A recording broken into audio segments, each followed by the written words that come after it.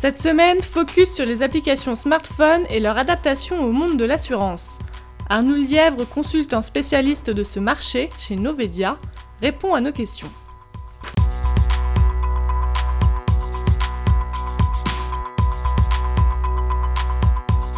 Dans ce que l'on entend, on reste régulièrement en dessous de 100 000 téléchargements.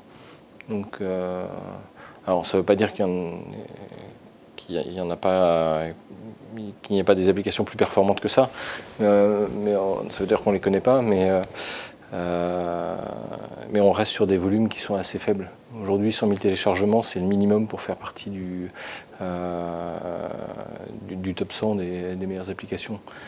Donc, si on n'a pas ces 100 000, on n'apparaît même pas dans le chart. Donc, ça a pas, les 100 000 sur iPhone, c'est la barre à franchir à minima la première semaine de lancement. Donc, on en est loin aujourd'hui dans le secteur de l'assurance et il n'y a pas de raison que ça s'améliore.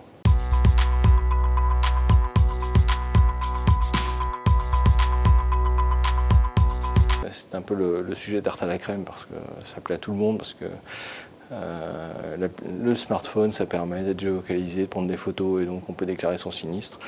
Donc quand on connaît le taux de sinistre en France par assuré, il n'y a plus qu'à croiser les doigts pour que le jour où j'aurai un accident, j'ai mon smartphone toujours sur moi, mais avec l'application en plus que j'ai pensé à la télécharger pour l'utiliser. Et puis, croisant encore 2 fois plus les doigts, et là il ne faut pas que ce soit trop déceptif pour le client, que l'application soit encore maintenue par l'assureur auprès duquel je suis et auprès duquel j'ai téléchargé l'application.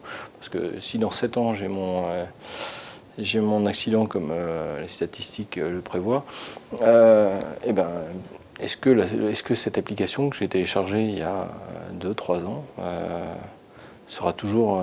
fonctionnera-t-elle toujours avec mon smartphone? Et dans ce cas-là, si elle ne fonctionne pas, qu'est-ce qui vaut mieux? Est-ce qu'il vaut mieux que j'ai une application qui ne fonctionne pas, ou est-ce qu'il vaut mieux que j'ai pas du tout d'application et au moins je ne suis pas trop déçu par l'expérience client ou l'expérience utilisateur. Donc voilà, ce type d'application, enfin, j'y crois moyennement. C'est sympa parce que ça crée le buzz et ça crée. Et puis je pense que c'est bien de toute façon d'y aller et de tester des choses parce que ça permet de montrer qu'on est un petit peu innovant et qu'on essaye d'apporter du service à son client.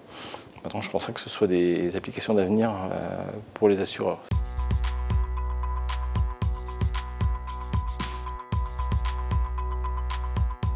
Ça veut dire peut-être proposer des services qui sont en dehors du cœur de métier de l'assureur, mais en lien connexe avec son secteur. Des services qui vont tourner autour de la sécurité publique. C'est-à-dire que l'assureur il a tout intérêt à réduire le nombre d'accidents sur la route, il a tout intérêt à réduire les problèmes de santé de la population française, il a tout intérêt à un tas de choses. Donc alerter les gens s'il y a des problématiques météo, des problématiques routières ou autres, ça fait partie de certains services qui peuvent être rendus aujourd'hui.